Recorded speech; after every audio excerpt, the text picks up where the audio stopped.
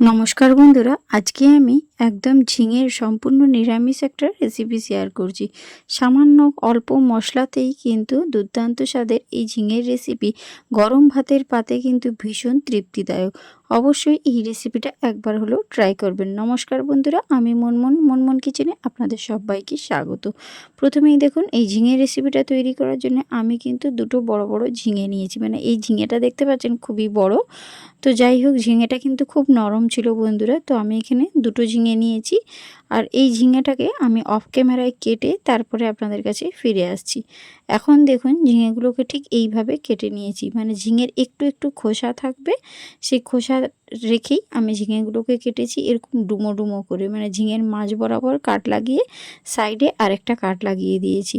আর ঝিঙে কাটা দেখাতে গেলে ভিডিওটা অনেক বড় হয়ে যাবে। আপনারা কম বেশি সকলেই কিন্তু ঝিঙে কাটতে জানেন, তার জন্য এটা আমি আর দেখালাম না, এটা আমি অফ ক্যামেরাতে কেটে নিয়েছি। আর একটা কথা, ঝিঙে কাটার পর কিন্তু একদম ধোবেন না। আমি কিন্তু ঝিঙেগুলোকে আগেই কিন্তু ধুয়ে নিয়েছিলাম, ধুয়ে নেওয়ার পরই কিন্তু কেটেছি। অনেকেই কী করেন, ঝিঙে কাটলে ঝিঙেটাকে জল দিয়ে ধোয়েন বা জলের মধ্যে ডুবিয়ে রাখেন, এতে করে ঝিঙের স্বাদ নষ্ট হয়ে যায়। আর একটা বড় সাইজের আলু নিয়েছি, আলুর খোসাটাকে আমি অফ ক্যামেরায় ছাড়িয়ে নিয়ে এইভাবে কিন্তু আলুটাকে কেটে নিচ্ছি। মানে আলু কাটাটা আপনাদেরকে দেখিয়ে দিচ্ছি, যাতে এইভাবে আলুটা আপনারা কেটে নেন, তাহলে রেসিপিটা খেতেও যেমন ভালো হয়, দেখতেও কিন্তু ভালো হয়। আলুগুলোকে এরকম সরু সরু লম্বা করে কাট লাগিয়ে কেটে নিতে হবে। অবশ্যই একটা কথা মাথায় রাখবেন, আলুগুলোকে কাটার পর কিন্তু একবার ধুয়ে নেবেন। এখন দেখুন, সব কটা আলু আমার সুন্দর করে কাটা হয়ে গেছে, মানে ঠিক সরু সরু লম্বা লম্বা করে কেটেছি। আর আলুগুলোকে আমি অফ ক্যামেরায় ভালো করে ধুয়ে নেব। তো এখন দেখুন, আমি এখানে বাটিতে একটু মটর ডাল নিয়েছি, আর এই মটর ডালটাকে 2 থেকে 3 ঘন্টা ভিজিয়ে রেখেছিলাম, এতেই দেখুন খুব সুন্দর ভিজে গিয়েছে। এবারে এই মটর ডালটাকে আমি একটা মিক্সির বোলের মধ্যে নিয়ে নেব। তো তার আগে দিয়ে দিচ্ছি সামান্য অল্প পরিমাণে আদা আর একটু কাঁচা লঙ্কা। আদা আর কাঁচা লঙ্কার আর ডালটাকে আমি একটা মিক্সির বোলের মধ্যে নিয়ে নিয়েছি। আর এর মধ্যে এখন দিয়ে দিচ্ছি সামান্য অল্প পরিমাণে একটু চিনি, আর দিয়ে দেব একটু অল্প পরিমাণে লবণ। লবণ আর চিনিটাকে দিয়ে একদম সামান্য একটু অল্প পরিমাণ জল দেব, কারণ জলের পরিমাণটা যেন একদম বেশি না হয়, তাহলে কিন্তু ডালের যে আমি বড়াগুলো তৈরি করব সেগুলো কিন্তু পারফেক্টভাবে তৈরি হবে না। অল্প একটু জল দিয়ে আমি বেটে ফিরে আসছি। দেখুন, ডালের ব্যাটারটা কিন্তু এইভাবেই বেটে নিতে হবে।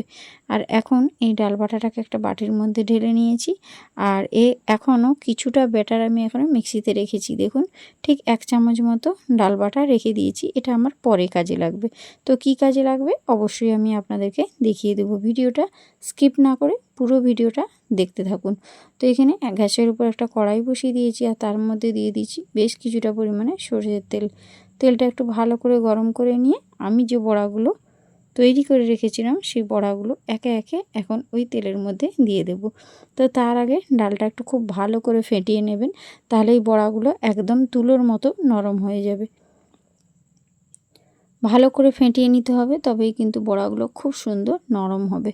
তো আমি কিন্তু এরকম ছোট ছোট গোল গোল করে বড়ার আকারে আমি কিন্তু তেলের মধ্যে দিয়ে দিচ্ছি। তা আমি যেহেতু খুব অল্প পরিমাণে ডাল ভিজিয়েছিলাম, ডালের বড়ার পরিমাণটাও কিন্তু খুব কমই হয়েছে। এবারে অপর সাইডে উল্টে নিচ্ছি, আর উল্টে পাল্টে এই ডালের বড়াগুলোকে সুন্দর করে ভেজে নিতে হবে। খেতে ভীষণ ভালো লাগবে, অবশ্যই একবার ট্রাই করার অনুরোধ রইল। প্রত্যেকটা ডালের বড়া দেখুন আমি অপর সাইডে উল্টে নিচ্ছি, আর উল্টে পাল্টে একটু লালচে করে ভেজে নিতে হবে। লো টু মিডিয়াম ফ্লেমে রেখে আমি বড়াগুলো খুব সুন্দর করে ভেজে নিচ্ছি।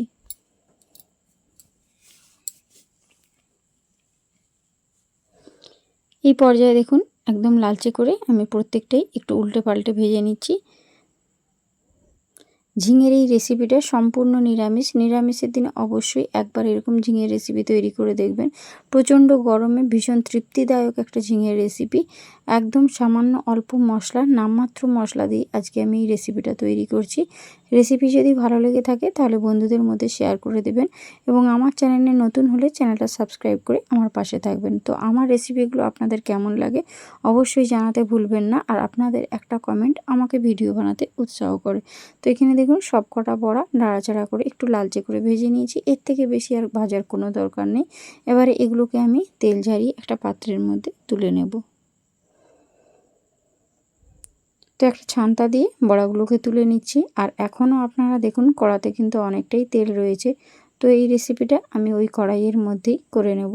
তো ওই কড়াইয়ে আরেকটুখানি তেল দিয়ে দিলাম।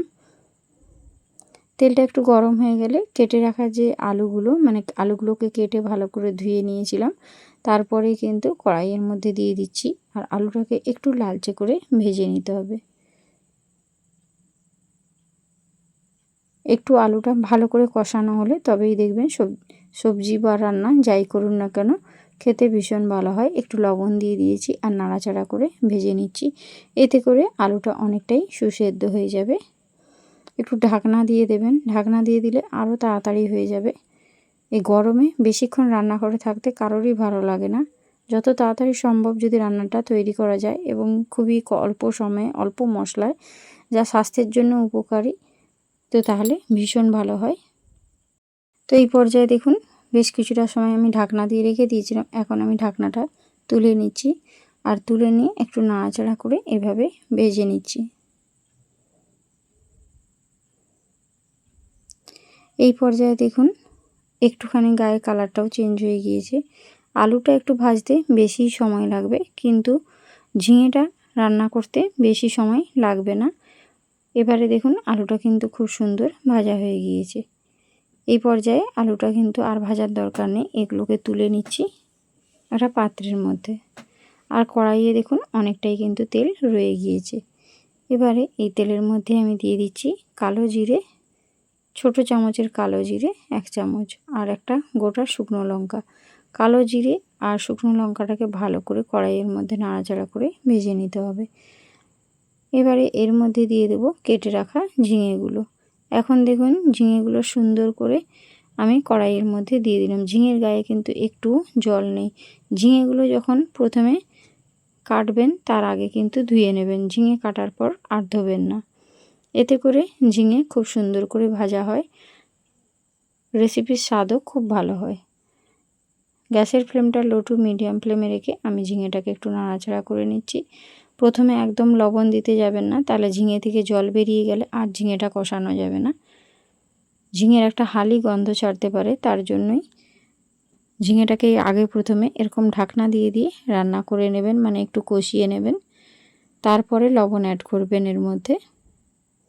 তো এই পর্যায়ে দেখুন ঝিঙেটাকে অনেকক্ষণ ঢাকনা রেখে দিয়েছিলাম, ঢাকনা দিয়ে, তো তার জন্য ঝিঙেটা অনেকটাই মজে গিয়েছে আর ঝিঙের কালারটাও কিন্তু চেঞ্জ হয়ে গিয়েছে। আর একটু সময় এইভাবেই ঢাকনা দিয়ে রেখে দিচ্ছি, এতে করে ঝিঙেটা খুব সুন্দরভাবে কষানো হয়ে যাবে। তো এখনও পর্যন্ত কিন্তু আমি লবণটা অ্যাড করিনি, তবে ঝিঙের গায়ে দেখুন একটু ভাজা ভাজা কালার এসেছে। এই পর্যায়ে এর মধ্যে অ্যাড করে দিচ্ছি আদা আর কাঁচা লঙ্কার বাটা, মানে আদা আর কাঁচা লঙ্কার বাটা সামান্য 1 চামচ দিয়েছি। এতেই কিন্তু রান্নাটা ভীষণ সুন্দর হবে, আর কোনো রকম মশলা এর মধ্যে অ্যাড করতে হবে না। আর পুরো রান্নাটাই কিন্তু আমি শুধু আদা কাঁচা লঙ্কা বাটাই দিয়েছি, কোনো রকম গুঁড়ো হলুদ, গুঁড়ো লঙ্কা কোনো কিছুই ব্যবহার করিনি। তো এবারে আদা আর কাঁচা লঙ্কাটা দিয়ে একটু কষিয়ে নিয়েছিলাম, আর এখন এর মধ্যে দিয়ে দিচ্ছি ভেজে রাখা আলুগুলো। আলুটা দেওয়ার পরও আবারও বেশ কিছুটা সময় আদা আর কাঁচা লঙ্কার সঙ্গে আমি আলু আর ঝিঙেটাকে ভালো করে একটু কষিয়ে রান্না করে নিচ্ছি, যাতে আদার কাঁচা গন্ধটা চলে যায়। এই পর্যায়ে এখন অ্যাড করে দেব একটা বড় বাটির 1 বাটি জল।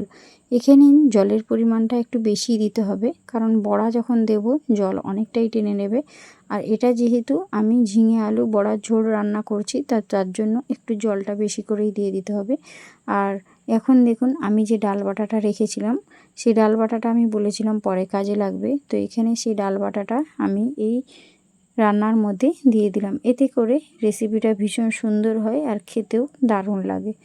অবশ্যই এভাবে রান্নাটা করে দেখবেন, তারপর আমাকে কমেন্ট বক্সে কমেন্ট করবেন। আর এখন ভেজে রাখা ওই মটর ডালের বড়াগুলো দিয়ে দিলাম। তো এখন দিয়ে দেওয়ার পরও আবারও ভালো করে একটু নাড়াচাড়া করে নিচ্ছি। এবারে দেখুন মধ্যে দিয়ে দিচ্ছি সামান্য অল্প পরিমাণে একটু লবণ। আমি প্রথমেই বলে দিয়েছিলাম যে আমি কিন্তু ঝিঙেটা যখন কষিয়েছিলাম তখন লবণ দেইনি। তো এই পর্যায়ে আমি প্রয়োজন মতো লবণটা অ্যাড করে দিলাম। আর লবণটা দেওয়ার পর আবারও বেশ কিছুটা সময় নাড়াচাড়া করে নিয়েছি।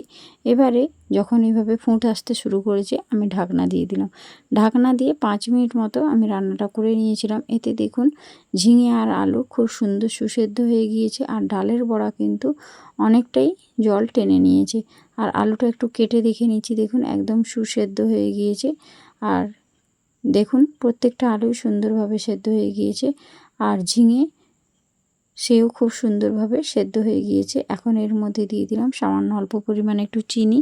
তো চিনিটা দিলাম এই কারণে স্বাদের ব্যালেন্স করবে, আপনারা না চাইলে নাও দিতে পারেন।